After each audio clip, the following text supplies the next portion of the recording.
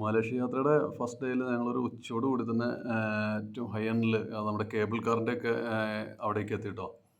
അപ്പോൾ ഞങ്ങൾ കേബിൾ കാറിൻ്റെ അവിടെ എത്തി. നേരെ ഞങ്ങൾ ആദ്യം പോയത് ഹോട്ടലിലേക്കാണ്. ഞങ്ങൾക്ക് അതിൻ്റെ ഏറ്റവും ടോപ്പിലുള്ള ഒരു ഹോട്ടലിലാണ് ഇന്ന് സ്റ്റേ ചെയ്യണത്. അപ്പോൾ അതിൻ്റെ താഴെയായിട്ട് അവിടെ കാസിനോയും അടിപൊളി സംഭവങ്ങളുണ്ട് കേട്ടോ. അപ്പോൾ എന്താണെങ്കിലും ഞങ്ങൾ കേബിൾ കാറിൽ കയറി അതൊന്ന് എക്സ്പീരിയൻസ് ചെയ്യണമല്ലോ. ഗംഭീര സംഭവം ഉണ്ടാവും, അടിപൊളിയായിരുന്നു. ശരിക്കും പറഞ്ഞു കഴിഞ്ഞാൽ എന്താ പറയുക, ആദ്യമായിട്ട് കയറുന്നവർക്കൊക്കെ ചെറിയൊരു പേടിയൊക്കെ സ്റ്റാർട്ടിങ്ങിൽ വരും. നമ്മൾ താഴേക്ക് പോകുമ്പോഴല്ല, തിരിച്ച് മുകളിലോട്ട് കയറുമ്പോൾ താഴേക്ക് നോക്കുകയാണെങ്കിൽ, പുറകോട്ട് തിരിഞ്ഞ് നോക്കുകയാണെങ്കിൽ അത്യാവശ്യം പേടിയൊക്കെ തോന്നുന്നൊരു സംഭവം.